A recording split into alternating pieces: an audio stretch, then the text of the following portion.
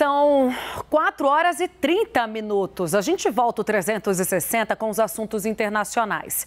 Atualizando vocês sobre a onda de protestos na China. Agora, o país começou a investigar as pessoas que foram às ruas nos últimos dias participar dessas manifestações contra a política de Covid-0.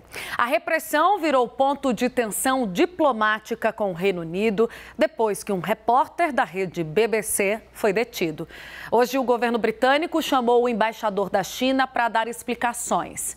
É um assunto que a gente precisa acompanhar, mas ele está com esse assunto bem mais de perto, acompanhando com lupa desde ontem o nosso analista sênior da CNN, Américo Martins. Américo, ontem você já contou para a gente sobre essa situação com o repórter, mas eu queria te ouvir sobre o que caminhou de lá para cá com esse chamado aí do Reino Unido para a China dar explicações sobre o que aconteceu.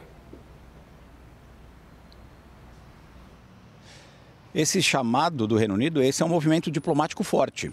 Quando o Ministério das Relações Exteriores chama o embaixador no país, é porque é um assunto muito sério. Mostra o grau de preocupação do país com o que está acontecendo.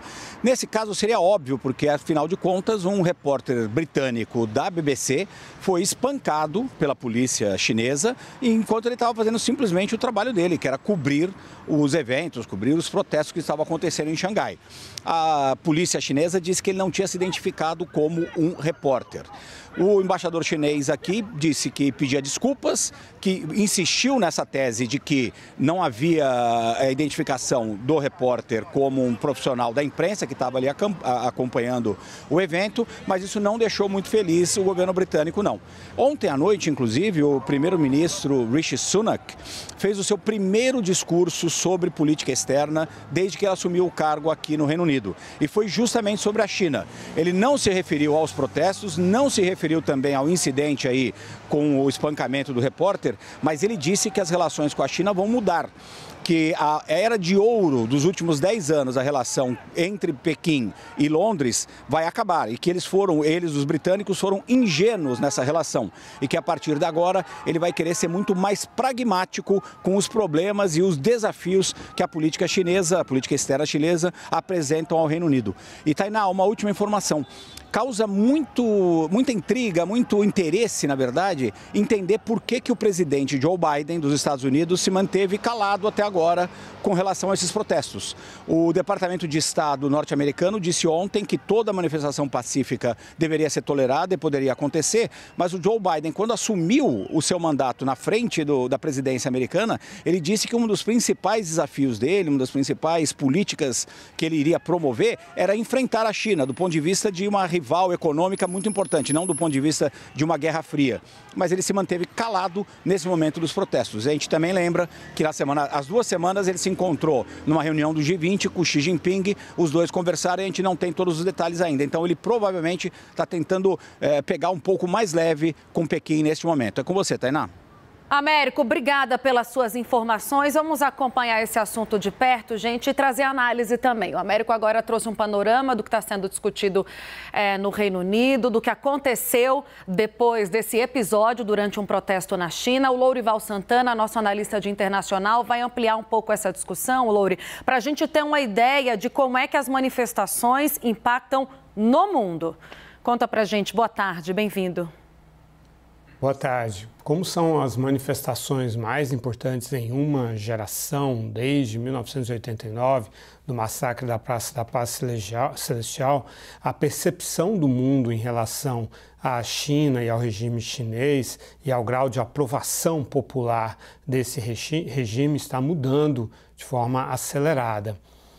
Até o início da pandemia, e eu estive lá na China 3 vezes ali recentemente entre 2018 e 2019, antes de começar a pandemia, os chineses não estavam nem se importando muito com se o Xi Jinping ia ficar para sempre, tinha acabado com os limites dos mandatos. Muitos nem sabiam, muitos com quem eu conversei, inclusive um professor de história, nem sabia que tinha sido feita essa mudança na Constituição. Eles estavam focados na prosperidade que o regime estava entregando, naquela sensação de que os filhos viveriam melhor do que os pais. E essa percepção mudou entre os chineses durante a pandemia, principalmente por causa dessa política de Covid-0.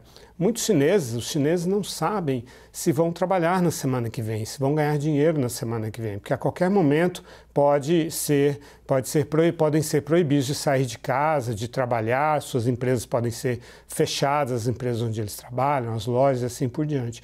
Isso criou uma incerteza tão grande que criou um ciclo vicioso na economia. Por causa disso, os chineses não consomem. Como não consomem, a economia está muito travada. Então, aquela percepção de aprovação em relação ao regime, a gente já desconfiava, já tinha sinais nos últimos meses de que havia se deteriorado bastante. E esses protestos foram protestos muito corajosos, porque ir para a rua e dizer abaixo Xi Jinping, vai embora Xi Jinping, prefiro a morte do que essa prisão em que estamos vivendo, essas frases são muito pesadas, o regime não tolera isso, todos sabem. Então, nos 2 últimos dias, aquele mapa que a gente mostrou das 16 cidades onde a CNN comprovou que houve manifestações, esse mapa agora é um mapa dos lugares em que a polícia está reprimindo os manifestantes e também está ocupando os locais onde os protestos estavam marcados, porque na China é preciso pedir autorização para fazer manifestações. Então, a polícia sabe onde vai ser, ocupou os lugares e está proibindo essas manifestações. Mas a percepção é essa, de que algo profundamente errado está acontecendo com o regime, ele está se tornando crescentemente impopular e a repressão policial só aumenta essa impopularidade, Tainá.